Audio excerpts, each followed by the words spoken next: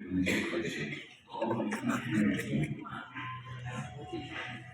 মনে আছে চাঁদনি কোথায় চলে আসে বিবাহিত করেছে ঘুরে চলে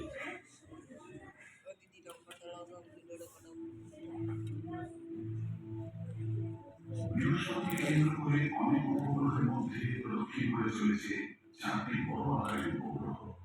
1610 খ্রিস্টাব্দে ইরানি পদার্থবিজ্ঞানী গ্যালিলিও এই উপগ্রহগুলিকে আবিষ্কার করেছিলেন। আয়ও একটি অসম্ভব ভালযুক্ত অসাধারণ উপগ্রহ, যার মধ্যে রয়েছে 400 বেশি সক্রিয় আগ্নেয়গিরি।